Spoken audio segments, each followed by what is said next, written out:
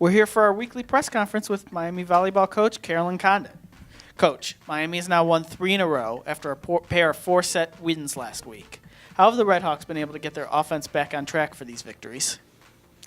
Well, we just keep grinding and working at it. And our freshman setter, Morgan Seaman, is really working hard. And it's not where she wants to be yet, but she keeps getting better. And because of that, her accuracy and consistency and her decisions, as they continue to get better and better, the hitters are finding more confidence with her. So that's a big key. And she's worked hard in a situation she never thought she'd have to undertake in her first semester at Miami. So I'm very happy with her progress. And, most importantly, our hitters are playing the game, and they're just working hard to get to every ball. And several of our hitters, Olivia Russick and Taylor Dano, have really worked hard to terminate on that left side. And Taylor Dano, in her first year of really working and proven to have a starting role right now, is really doing some really nice things, back row, front row, high flyer, and she's adding a lot to what Olivia's doing. So that combination this weekend meant a lot to us. Also, you can never forget about Maeve McDonald, because her stability and consistency with her platform, passing, digging, her backcourt leadership. She's a quiet leader, but she's very good. That stabilizes us tremendously. And, one of the things that also helped this weekend is we had a balanced middle attack. I thought Meredith Stutes played some of her best volleyball since she returned from her surgery. Margaret Payne really came through again against Akron. And Katie Tomasak is that determined, competitive senior on the right side that just simply turns bad balls into good balls and finds the floor for us. So the combination of all of them playing hard and effectively this weekend helped us have a great home weekend. You mentioned Olivia Russick. Well, she had 2 double-doubles. How important is it to have a 6-rotation player who can get it done both offensively and defensively? Well, it's so important. And Olivia, I have to give her a lot of credit. She's playing the best volleyball of her career this year. And in the past couple weeks, she solidified her passing, and she's playing and enjoying life like a senior on that court should. And I really like how she's paying attention to the details and really, really working at turning every ball into something that is going to make it very difficult for the opponents to return to us. So if she's not putting the ball to the floor, she's usually putting them out of system. So it's meant everything to our success. And to have a power hitter like that leading the way, it does a lot for our younger players' confidence as well. So I'm very proud of Olivia.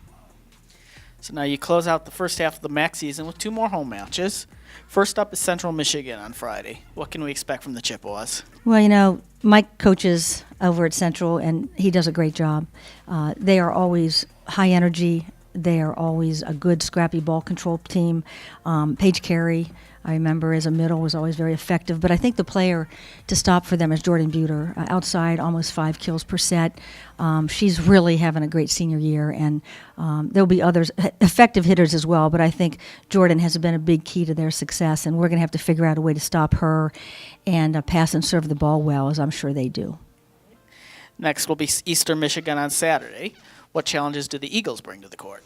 The Eagles are a really fine team this year, and they're just missing some wins, very close wins, and we've certainly experienced that as well. But they're high energy, and I think their passing and ball control, from what we can see on video, is some of the best in the conference. So that means that we better be ready with what we're doing in our backcourt and our overall out-of-system play. Kelly Ferguson seems to be the hitter to stop for them, and she's blocking, attacking very well, a very balanced middle. So, we're all scouting each other right now and trying to pull those game plans together, but we know Eastern will come in here ready to win, and they also have some high flyers, so we're going to have to be on our blocking game. Now, Saturday, that game against Eastern Michigan is Alumni Day. So both the 1982 MAC championship team and former coach Diana Ford will be honored. Can you talk a little bit about the reason behind each of these ceremonies? I can. We're so proud of our 1982 team and the teams in that era because they won a good number of championships, and this is just one more.